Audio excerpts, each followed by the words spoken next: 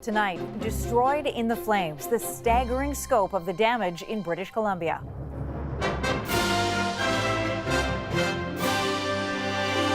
Another 131 structures, including homes, lost. Me and my wife, we lost everything. The Prime Minister thanking those on the front lines. We are facing a changing world right now. British police investigate 88 deaths with ties to Canada. It's just shocking, just devastating. An Ontario man accused of helping people take their own lives. Plus, a blow to shoppers. When you think of facial tissues, you say, Kleenex, Kleenex, Kleenex. Another major brand pulling itself off Canadian shelves.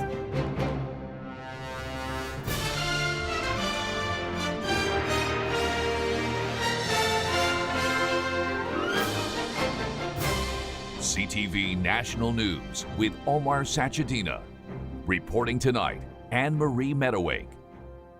Good evening. It was the news families evacuated from BC's Shuswap region have been waiting almost a week to hear, and it wasn't good.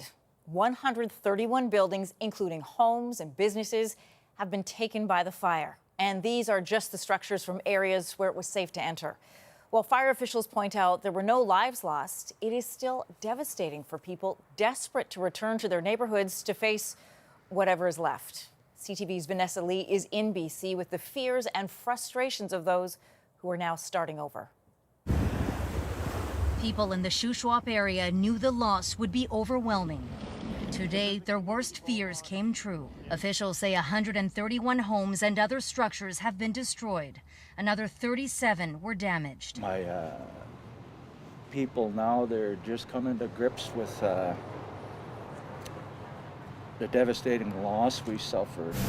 Tensions have been mounting, with some saying they feel abandoned and have stayed behind to save their properties despite an evacuation order. Today, the Prime Minister met with firefighters and local officials in hard-hit West Kelowna, but did not travel 2 hours north to the Shuswap area. Why aren't you going there today? Obviously, we have seen terrible fires right across the country, and I've tried to get to as many places as possible. And it's also extremely important that we not interfere with ongoing exercises, ongoing work. Despite rain and cooler temperatures, the 410 square kilometer fire is still burning out of control. Justin Trudeau did not announce any new federal spending to help communities prepare for future fires or for evacuees who have nothing to return to. We're seeing more and more intense weather events. Insurance is going to get more difficult for people to obtain, even for those who can obtain it. And we know that that falls on all of us to be there for help, to help communities and individuals who've lost everything. People like Brian Fogelman, whose popular rafting, yoga, and camping resort was reduced to rubble. His labor of love since 1982.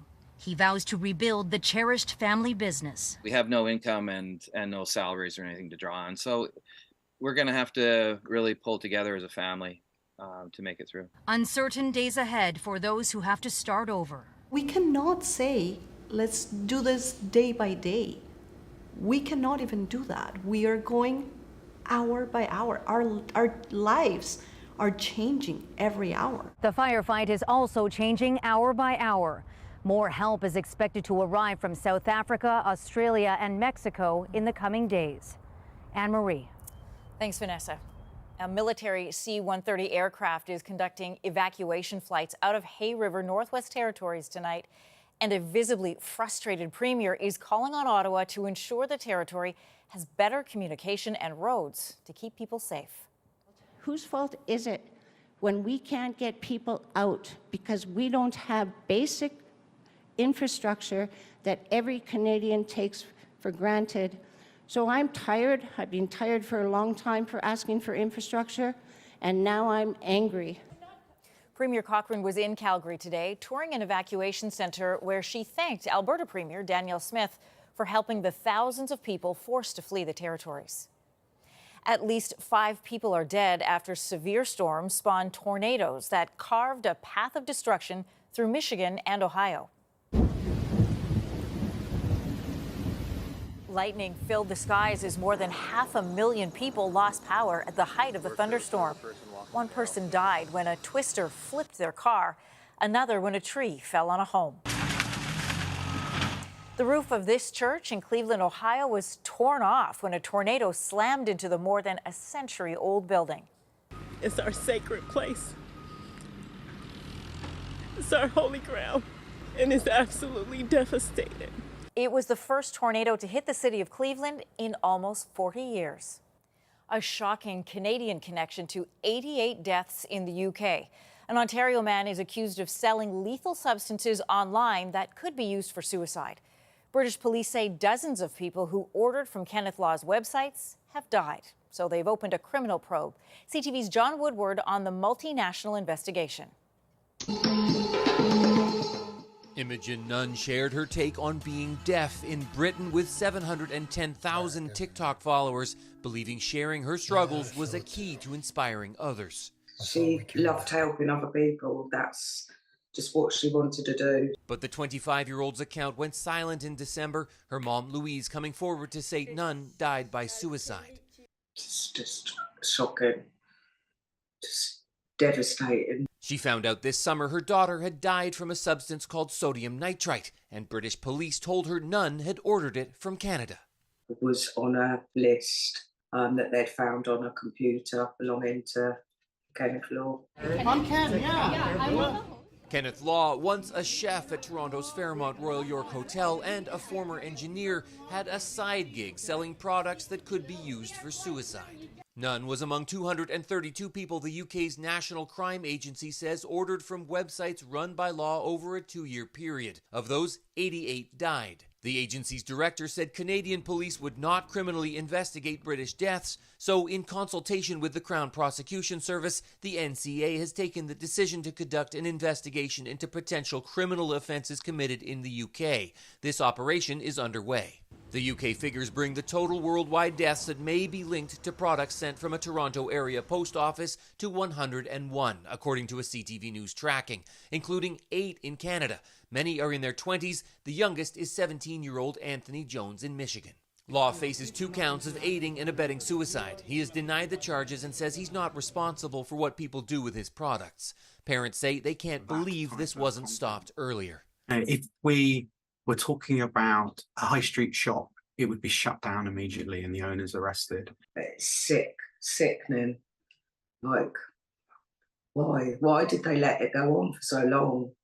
Law had a bail hearing Friday, but remains in custody in a case that's being watched around the world. John Woodward, CTV News, Toronto. Investigators in Madagascar are still trying to determine what caused a deadly stampede at a sporting event. At least 12 people were killed and nearly 80 others injured. The stampede occurred as fans were entering the National Stadium for the opening ceremony of the Indian Ocean Island Games. One day after Donald Trump had his mugshot taken inside a Georgia jail, he is now capitalizing on what might have been an embarrassing moment for another politician. Here's CTV Washington's bureau chief, Joy Malvin. It's the mugshot seen around the world, splashed across the front pages.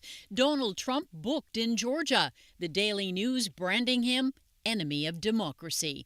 Staring into the camera, Trump's look of defiance, a defining moment for America. I don't know that anyone in America should look at that and feel good about it. A former Trump advisor believes the image was carefully staged. He could have smiled. He could have looked benign. Instead, he looks like a thug. And here's what President Joe Biden thought. Handsome guy. The first mugshot of a U.S. president was taken after Trump surrendered, charged with racketeering and leading a criminal organization to overturn the results of the 2020 Georgia election. Along with 18 other defendants who've turned themselves in, Trump told a conservative cable show. Terrible experience. I came in, I was treated very nicely, but it is what it is. I took a mugshot, which I never heard the words mugshot. Didn't teach me that at the Wharton School of Finance. He now faces 4 indictments, 91 criminal charges in all. But far from being humiliated, Trump is cashing in. His campaign is selling mugshot T-shirts with the slogan, "Never surrender." And to supporters, will you vote for him? Absolutely, 100%. Even with the legal challenges, even with Absolutely. the indictments? Yeah, because they're phony. It's another rallying cry. But some former Trump voters aren't buying it anymore. He's delusional. He's still saying that the election was fraudulent. There have been over 60 court cases that disprove that theory. Now the battle over trial dates. Trump has made it clear his strategy is to delay. He may be back in Georgia in 2 weeks, where he's expected to plead not guilty. Anne-Marie? Thank you, Joy. The Kremlin denied any role today in the death of the mercenary leader who led a mutiny against Vladimir Putin 2 months ago. Yevgeny Prigozhin was on the passenger list of a private jet that crashed in Russia 2 days ago. An early U.S. intelligence assessment concluded it was down by an intentional explosion. Russian investigators say the plane's flight recorders were located today and that genetic testing will be used to identify the bodies. A young mother killed in a collision in Barrie, Ontario, has been identified as an Olympic figure skater. 31-year-old Alexandra Paul was in a car with her baby boy when a transport truck crashed into them on Tuesday. She was like sunshine. She brought light into every room she walked into. The child survived and is in the care of Paul's partner in life and on the ice. The couple represented Canada at the 2014 Sochi Olympics and retired 2 years later. A GoFundMe page to help the family has already raised more than double the goal of $40,000. Well, despite relentless pressure to step down, the president of Spain's Soccer Federation is refusing to resign for kissing a player on the lips after the World Cup final. Here's the latest from CTV's Annie Bergeron-Oliver. And Spain are the champions of the world! It was a victory watched by millions around the world. But as the Spanish women's soccer team celebrated its first ever gold medal at the Women's World Cup, this moment between the team's star striker and the president of the Spanish Football Federation stole the spotlight. Terrible reaction here in Spain. Unfortunately, we are not talking about the tremendous success of the national team. We are talking about this unacceptable kiss. Angry about what's been called unacceptable macho behavior, both FIFA and the Spanish government have launched disciplinary proceedings. Many thought the mounting public pressure would finally convince him to resign. No voy a dimitir. No voy a dimitir. Instead, Rubiales emphatically refused, adding the kiss was a spontaneous, mutual, euphoric little peck, and the fallout, part of a social murder being carried out against him. The largely male audience giving him a standing ovation. That power imbalance is so strong that the athletes are helpless, they have nowhere to turn, and a lot of times, if they do speak up, there's retribution, and retribution is real in the world of sport. Hermoso. Today, Jenny Hermoso came out strongly against Rubiales' version of events, calling them false.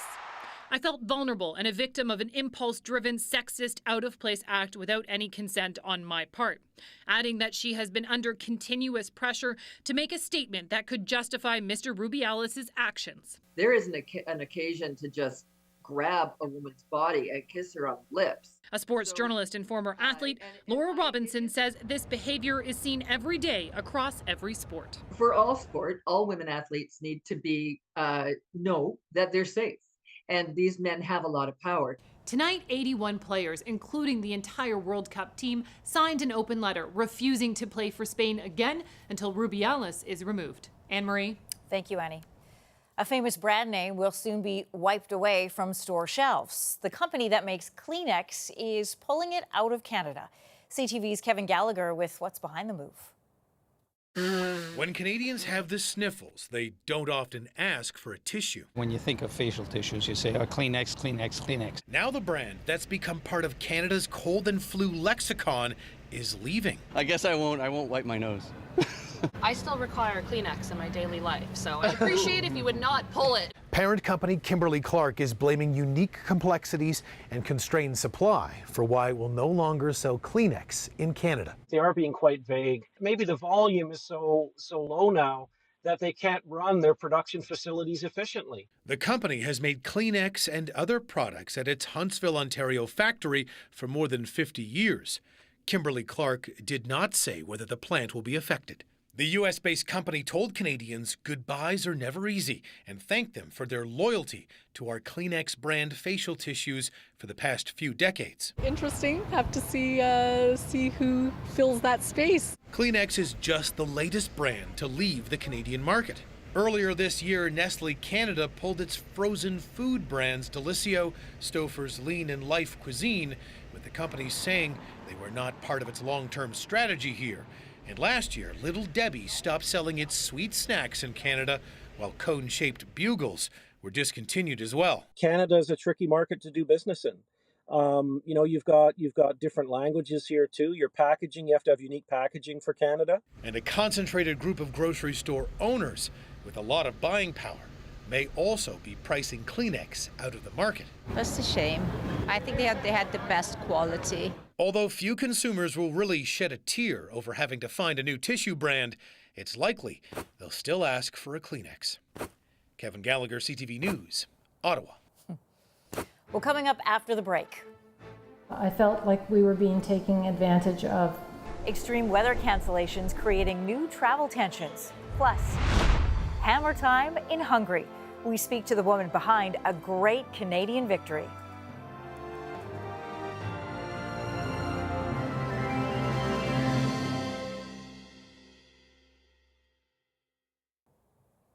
The body of a missing Toronto teen has been found after he and a friend went exploring in the city's sewer system.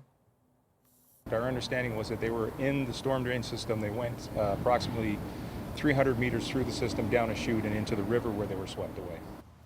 Police say 2 young men entered the sewers through a manhole and got caught by water rushing in from a storm. One of the young men managed to pull himself out, but his friend could not escape. With extreme weather events becoming more common, even the best laid plans of Canadians are falling apart. CTV's Adrian Gobriel with the travel trials of 2 families fighting for their money back. From an unprecedented deluge, historic wildfires scorching vast swaths of land, this summer has been marred by catastrophic natural disasters, and some with canceled travel plans have been struggling to recoup thousands of dollars. We're pretty much looking forward to our dream trip of Canada. Brenda and Don Brunel were supposed to fly from their home in Windsor, Ontario to Vancouver on Wednesday to begin their train voyage on the Rocky Mountaineer. 2 days before they were set to fly west, the train company canceled their trip, a result of an emergency order restricting non-essential travel due to the BC wildfires. The Brunels have never wanted to get in the way of the emergency response. We absolutely could not live with ourselves knowing that we were taking up space that was otherwise required by a first responder. Due to health concerns that may limit their ability to travel next summer, the Brunels asked the Rocky Mountaineer for a refund. The company declined, initially offering to rebook them next year at an additional cost. I felt like we were being taken advantage of. Because their trip was canceled less than 48 hours before takeoff, Flair Airlines initially refused to even offer a voucher. $10,000 easily were out. The Brunels are not alone. We were supposed to check in on Sunday afternoon, which was August 20th. And that was essentially right when the tropical storm was supposed to make landfall in Palm Springs. Peter Lowen and his family were booked to stay at this Airbnb in Palm Springs before a rare storm in California forced them to alter course. 911 was down for almost 24 hours in Palm Springs. The Lowens requested a refund. Airbnb declined. The company's policy does state that they offer refunds or credit for natural disasters as long as it's not foreseeable. The policy should have been enacted in this case. If you're looking at natural disasters, check out the force majeure clause. Find out what's included, and they can be different. Shop where they're taking care of you and making accommodation for such things. A positive development. Since we reached out, Flair Airlines has offered the Brunels a voucher, and Rocky Mountaineer has found them a spot on a train this fall. Airbnb says they're working on providing a refund to the Lowens. Adrian Gobriel, CTV News, Toronto. Still ahead, a photographic first. What these unprecedented shots say about the South Pole of the moon.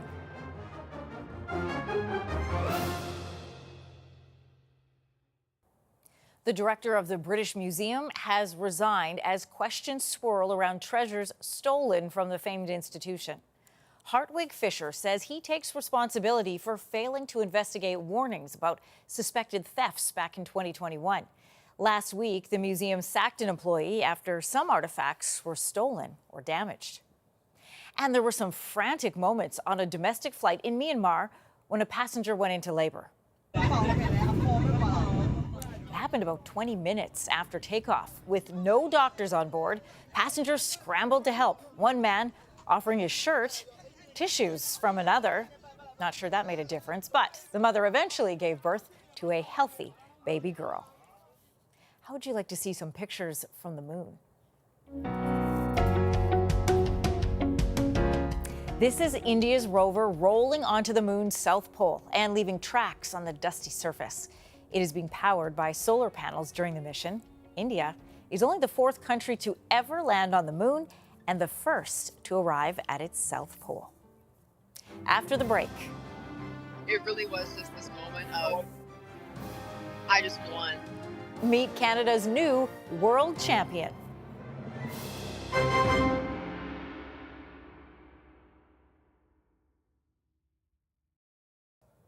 The Paris Olympics are less than a year away, but already a couple of rising Canadian stars are serving notice on the international stage.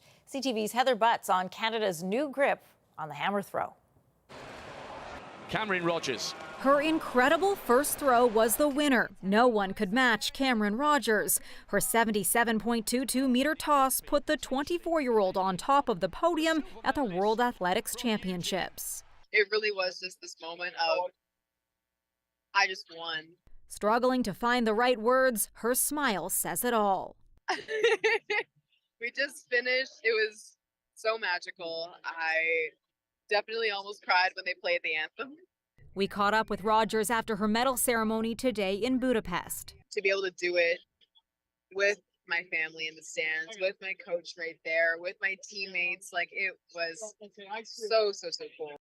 Rogers was 12 when she first started and says she loves it more every day. She's just the 2nd Canadian woman to win a gold medal at the Worlds. It comes after Canada's Ethan Katzberg won gold in the men's event on Saturday, also a first for the country. These two athletes are, they're special. They're really special. And the fact they've come through together, they are incredibly young for hammer throwing. It's sort of an older person's sport, and they've just really arrived with a bang. Until now, Canada only had 4 individual gold medals in the history of the World Championships. The recent success is being attributed to dedicated coaches. We're in Budapest. Hammer throwing is essentially the national sport of Hungary. There were 40,000 people going crazy in the stadium. These guys have really made a hit, both of them, and are being talked about by every country that has any interest in the throwing events at all. We are a strong hammer country, which is really cool to say because everyone who was on this team, they're just such fantastic people. Proving their strength on the world stage. Heather Butts, CTV News, Toronto. Congrats to them. That is our newscast for this Friday. I'm Anne-Marie Meadowake, and for Omar and all of us at CTV National News, thank you for watching. John Ehrlichman will be here tomorrow. Good night.